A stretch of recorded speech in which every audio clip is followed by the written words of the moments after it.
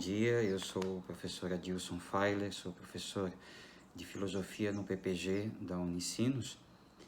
E nos escritos da Juventude de Hegel, há um conjunto denominado O Espírito do Cristianismo e Seu Destino, escrito entre 1798 e 1799 em Frankfurt, constituído em 3 partes, a saber, o espírito do judaísmo, conceito fundamental do espírito do cristianismo e o espírito do cristianismo. Esta última parte, a mais longa e importante do conjunto, no seu número 107, Hegel diz, início de citação, unidade da inclinação com a lei, pela qual esta perde sua forma como lei. Esta concordância da inclinação é o pleroma da lei, um ser que, como se expressaria de outro modo, é o complemento da possibilidade, pois possibilidade é o objeto comum pensado, o universal. Ser é a síntese do sujeito e do objeto, no qual sujeito e objeto perderam sua contraposição. Igualmente, aquela tendência, uma virtude, é uma síntese na qual a lei, que Kant, por isso, sempre denomina algo objetivo, perde sua universalidade e, igualmente, o sujeito sua particularidade. Ambos perdem sua contraposição. Pelo contrário, na virtude kantiana, permanece esta contraposição e o um se torna o dominador e o outro dominado. Fim de citação.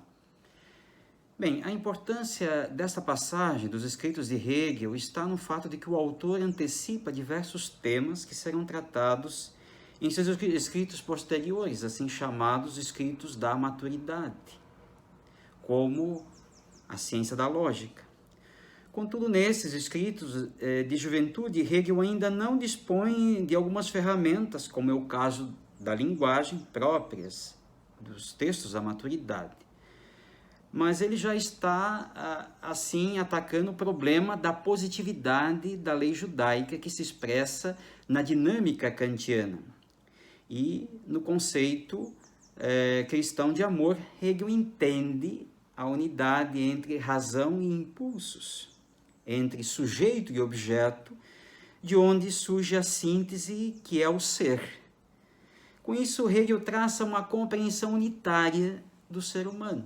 E é a partir desta compreensão de unidade que Hegel irá dar os contornos do ser, o princípio fundamental de onde a ciência tem o seu início, tal como tratado na ciência da lógica.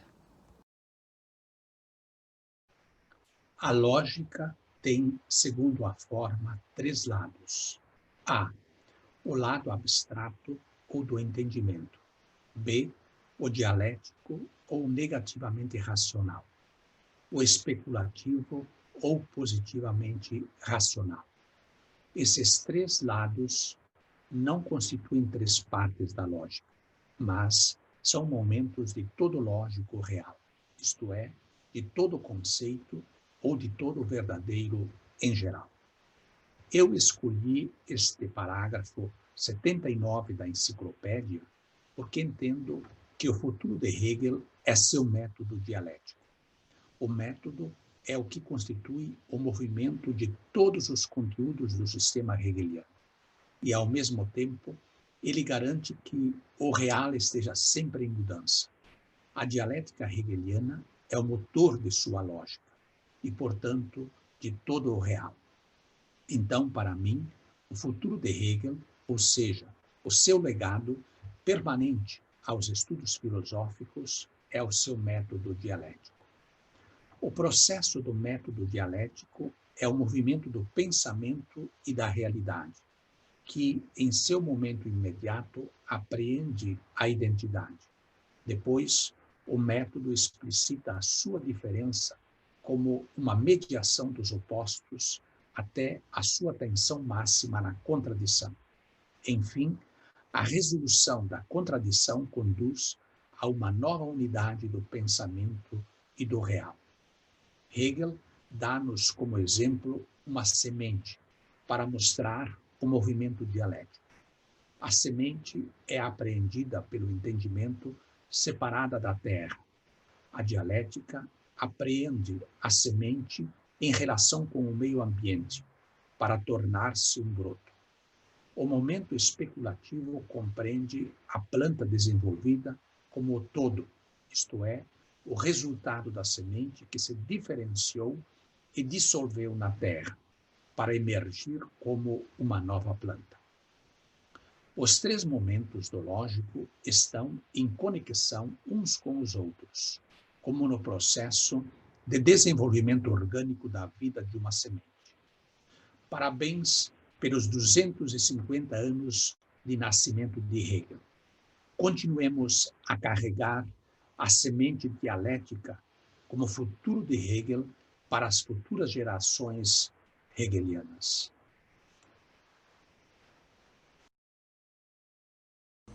Oi, gente. Meu nome é Ângelo, eu faço filosofia na URGS, licenciatura, e adentrei nos estudos hegelianos, junto ao professor Pertilli, principalmente. E eu vou ler uma passagem para vocês, da Ciência da Lógica, a Doutrina do Ser, o prefácio da primeira edição, ali no final da página 28. Vou ler. Esse movimento espiritual, que em sua simplicidade fornece a si a sua determinidade e, nesta última, sua igualdade consigo mesmo, movimento este que, com isso, é o desenvolvimento imanente do conceito. É o método absoluto do conhecer e, ao mesmo tempo, a alma imanente do próprio conteúdo. Somente perseguindo este caminho que constrói a si mesmo, afirmo que a filosofia seja capaz de ser ciência demonstrada, objetiva. Bem, eu escolhi essa passagem porque, para mim, ela representa muito bem o futuro de Hegel, que ela representa bem uma das grandes evoluções de Hegel, que é quebrar com a lógica formal, que é quebrar com a tradição filosófica, que concebia a verdade ou fora do mundo, ou a verdade puramente em conceitos a priori, numa razão pura, e o Hegel vai falar, não, a verdade ela é um processo do mundo, a lógica é também a compreensão dessa verdade nesse mesmo processo que se constrói a si mesmo, nesse caminho que se constrói a si mesmo, e ela sim pode ser apreendida, e ela é apreendida pela ciência da filosofia, pela ciência filosófica, que ele vai... Bom, não vamos entrar nisso. Mas, para mim, esse é um ponto nodal, porque é justamente isso. Ele coloca a verdade no mundo, ele coloca a própria consciência no mundo e diz que esse movimento, que é um automovimento que se constrói a si mesmo, ele consegue, sim, ser apreendido pelo pensamento humano, através do tempo, e a filosofia consegue, sim, apreender a verdade. A verdade, ela não está num objeto em si, ela não está em Deus, ela não está fora do mundo, mas ela está nesse automovimento que se constrói a si mesmo, nesse espírito que, através do tempo, ele vai construindo a si mesmo. Então, a verdade, ela sim, ela é compreendida pela razão. Eu acho que esse é um ponto principal de Hegel, que ele vai falar assim, a ciência é possível, a ciência filosófica é possível porque ela é a junção desses conceitos que compreendem a realidade. Da mulher é o imediato reconhecer-se de uma consciência na outra e o conhecer do mútuo ser reconhecido. Essa frase de Hegel está na Fenomenologia do Espírito quando fala sobre a lei divina que reina na família. Ele diz que existem três relações: homem, mulher, pais e filhos, irmão e irmã. Mas fiquemos com a relação homem-mulher. Nela está a compreensão do encontro dos diferentes antropologicamente para se constituir ontologicamente em um único ser. Explicando de outra forma, o homem e a mulher se descobrem em sua igualdade na essência do outro. E aí é a porção mulher e a porção homem de cada um dos dois que se reconhece no outro por ser o natural e não o ético, é apenas a representação e a imagem do espírito. El absoluto En el movimiento de su autodespliegue presenta la formación de una nueva figura histórica, de una nueva modalidad de la experiencia del ser humano en el mundo.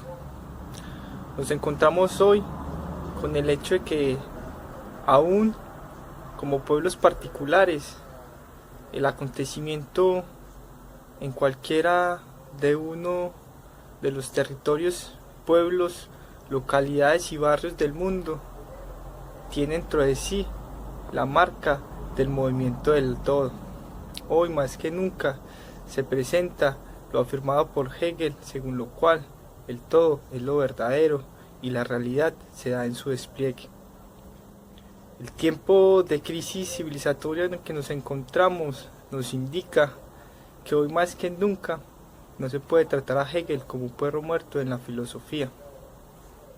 La necesidad de pensar abstractamente, de retomar la reflexión histórico-filosófica de Wilhelm Friedrich, nos indica que para superar la crisis civilizatoria, una de las tareas científicas del presente es inevitablemente regresar a Hegel, revisar cada una de sus obras, revisar cada una de sus elaboraciones filosóficas para encontrar allí respuestas a esta crisis civilizatoria de pensamientos y valores y una crisis de la subjetividad.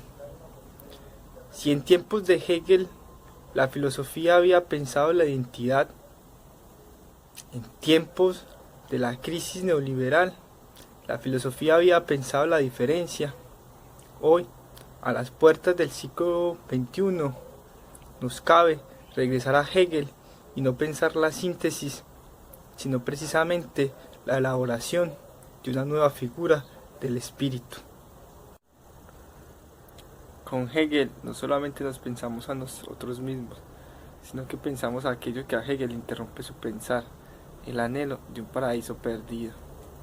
La santa dialéctica bendita se hace presente también aquí, en la urbe, en los espacios favelados, en las calles, en las alcantarillas, porque el espíritu está en todas partes.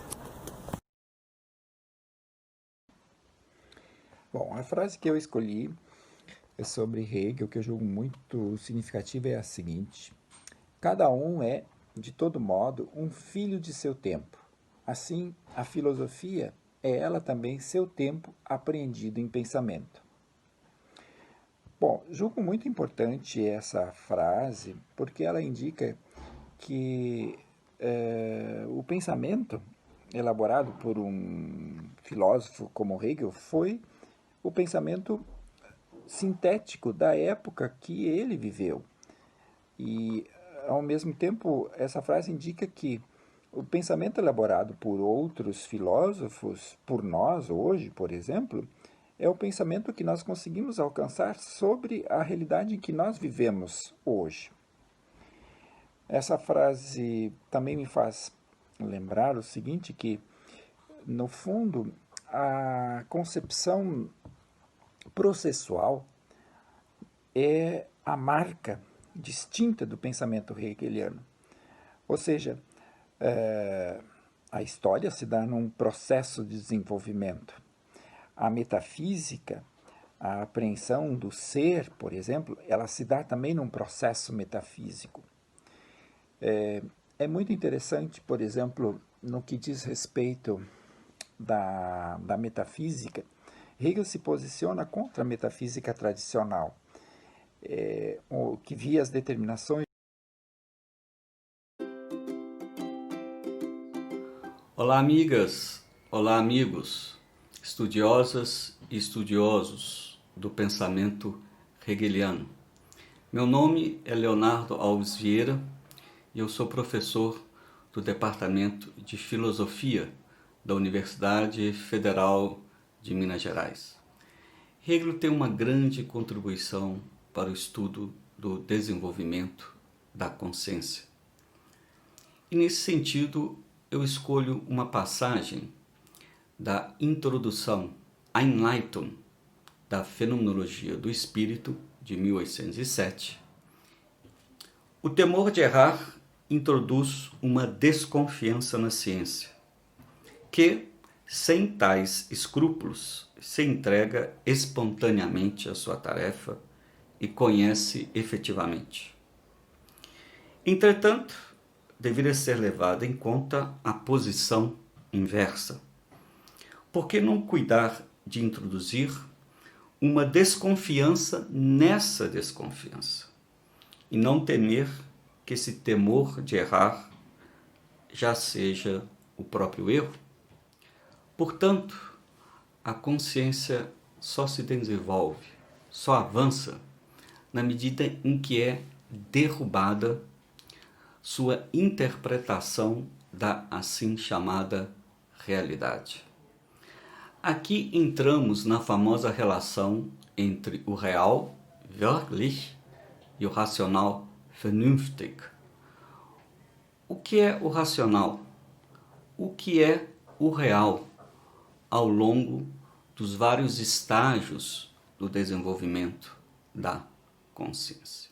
E a filosofia aí seria entendida como uma constante crítica às nossas pretensões de dizer o que é o real e o racional, levando em consideração esses vários estágios do desenvolvimento da consciência. Portanto, o futuro de Hegel consiste em fazer aquilo que o próprio Hegel fez no passado. Assim como Hegel construiu sua filosofia em diálogos com seus antecessores e contemporâneos, assim também nós devemos, a meu ver, filosofar, dialogando com Hegel para além de Hegel e suas limitações. Parabéns tanto aos organizadores quanto aos autores de texto do e-book. Até breve, então. Olá, hegelianos e não hegelianos. Meu nome é Luiz Felipe Oliveira, sou doutorando em filosofia na URGS, sob orientação do professor José Pertile, e hoje venho trazer minha contribuição às atividades comemorativas dos 250 anos do Hegel. Apesar de estudar filosofia hegeliana, fenomenologia, filosofia de Jena, selecionei um texto da fenomenologia em específico, obra essa dotada de uma riqueza ínfida quando o assunto é sabedoria do mundo, né? Weltweisheit Doctor, como se intitulava o próprio Hegel. O trecho que eu trago hoje está contido no parágrafo 67 da edição da Voz e na página 63 da edição da Surkamp, e diz respeito sobre um olhar específico de Hegel sobre a natureza e importância da própria filosofia. Abro aspas. Quando alguém tem olhos e dedos e recebe couro e instrumentos, nem por isso está em condições de fazer sapatos. Ao contrário, no que diz respeito à filosofia, domina hoje o preconceito de que qualquer um sabe imediatamente filosofar e julgar a filosofia, pois tem para tanto padrão de medida na sua razão natural, como se não tivesse também o padrão de medida de um sapato em seu pé. Fecha aspas. Bom, esse trecho parece desvendar o âmago específico da vulgarização contemporânea que tem sido feita do objeto da filosofia em geral, né? Como se ela ocupasse uma posição inferior e talvez não tivesse nenhum propósito, né? Considerado em relação às ciências consideradas naturais, vamos dizer assim. Chegou-se, né, a comentar que a filosofia já não tinha mais nenhum papel, que a filosofia já não tem nenhum propósito. Eu creio que isso, e parece que Hegel concorda, incentivou esse quadro geral de ataques incessantes à atividade filosófica como uma disciplina sem importância, uma disciplina qualquer, ou nenhuma disciplina qualquer, nenhuma disciplina, né, propriamente dita. Hegel parece querer enfatizar que esse engessamento na naturalidade que produz essa vulgarização, né? Engraçado. E isso, de alguma forma, está relacionado com a perda do labor abstrativo que a própria filosofia requer, né? Ou seja, a ciência dos fundamentos, ou seja, que dá sentido e capacidade de ser a todas as outras atividades, né? Bom, então é isso. Muito obrigado por participar e deixo a todos saudações hegelianas. Um abraço. Olá, sejam todos muito bem-vindos. Meu nome é Marcelo Marconato Magalhães e o trecho que eu escolhi para falar acerca do futuro de Hegel, na verdade, são dois trechos. Um pequeno trecho da Fenomenologia do Espírito, bem famoso, e outro trecho da Enciclopédia das Ciências Filosóficas. O trecho da Fenomenologia do Espírito diz o seguinte: quando a consciência de si é objeto, é tanto eu quanto objeto. Então, quando eu considera-se a si mesmo, contempla-se a si mesmo, está sendo tanto o eu considerante quanto o objeto considerado. Para nós, portanto, já está presente o conceito do espírito. Tá? Para a consciência que está fazendo a experiência da sua verdade, essa substância absoluta, que na perfeita liberdade e independência de sua oposição, a saber, das diversas consciências de si para si essentes, é a unidade das mesmas. O espírito, então, pode ser entendido como um eu que é nós, e o nós que é eu, famosa passagem da Fenomenologia do Espírito. Ou seja, isso implica em reconhecer que o futuro de Hegel é aqui e agora. É o nosso próprio autodesenvolvimento pautado absolutamente por nós mesmos enquanto comunidade espiritual.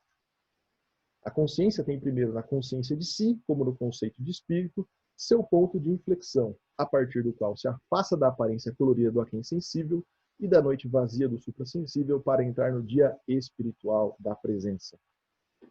Essa comunidade espiritual, no entanto, ela é uma comunidade racional. E, portanto, a Enciclopédia das Ciências Filosóficas encerra-se com a passagem do parágrafo 577. O terceiro silogismo é a ideia da filosofia, que tem a razão que se sabe, o absolutamente universal, por seu meio termo que se cinde em espírito e natureza. Então, a razão que se sabe, ela é também espírito e natureza. Né? E ela que nos conduz historicamente. Né? O que se reúne nela é que a natureza da coisa, o conceito, é o que se move para a frente e se desenvolve. E esse movimento é igualmente a atividade do conhecimento, a ideia eterna, essente em si e para si, que eternamente se ativa, engendra e desfruta como espírito absoluto. Então, o futuro de Hegel é o aqui e agora, é o dia espiritual da presença, orientado e desenvolvendo a ideia absoluta como espírito absoluto. Mais uma vez, o nosso desenvolvimento confunde-se com o próprio desenvolvimento da filosofia hegeliana e o dia espiritual da presença é o próprio futuro, que é aqui e agora, e é a nossa responsabilidade como espírito absoluto. Muito obrigado.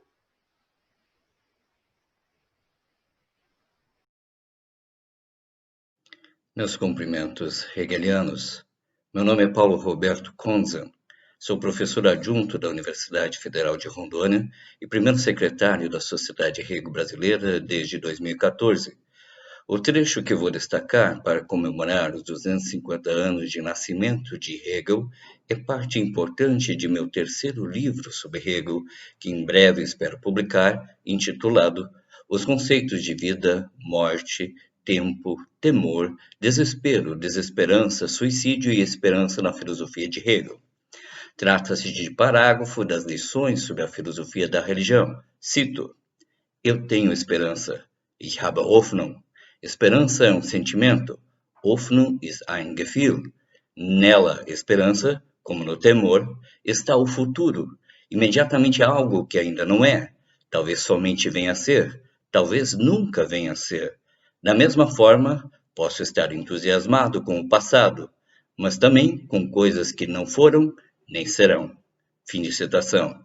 No caso, no contexto da obra, a esperança é exposta como sendo um sentimento e, como tal, podendo ser o mais contingente possível, podendo ser uma ou a esperança mais baixa ou a mais alta, ou ainda a mais nobre, a mais verdadeira, ou a pior, a mais inferior, ser também uma esperança real, fictícia, mentirosa, efetiva ou inefetiva, boa ou má, etc. Igualmente, Hegel registra ter esperança, isto é, esperar algo que talvez venha a ser, Talvez não.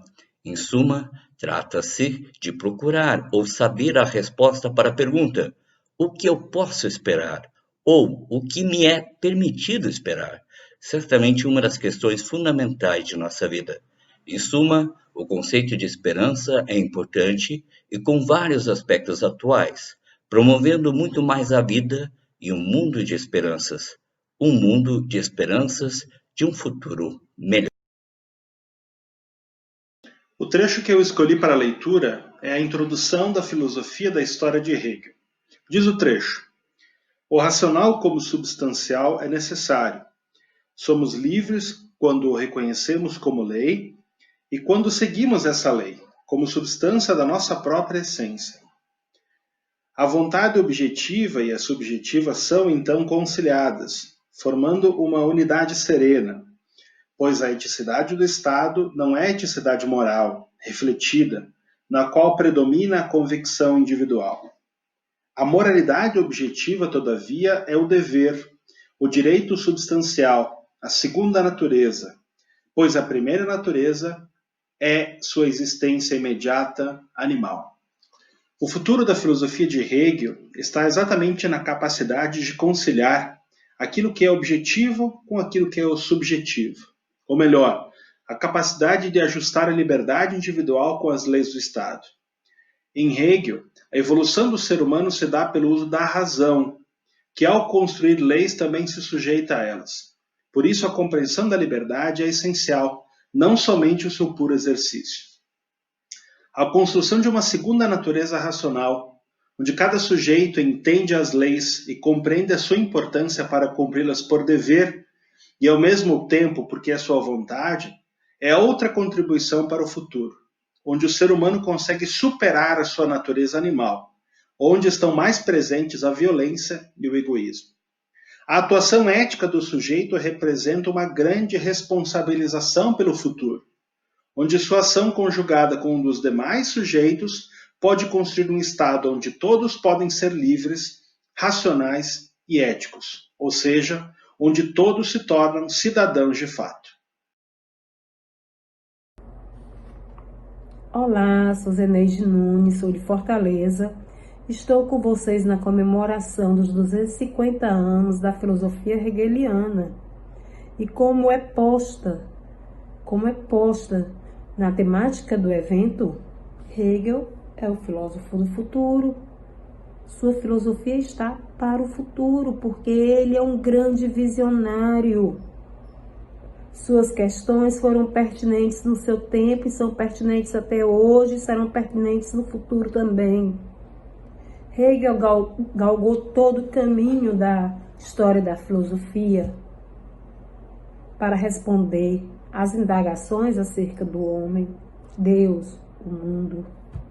Se preocupou com a filosofia enquanto ciência filosófica, se preocupou com a possibilidade do conhecimento, seu grande legado, suas obras. E, a partir da obra A Ciência da Lógica, eu vou ler um trecho para que vocês vejam a grandeza desse homem. Apenas em época mais recente surgiu a consciência de que há uma dificuldade em encontrar um início na filosofia e o fundamento dessa dificuldade, bem como a possibilidade de solucioná-la.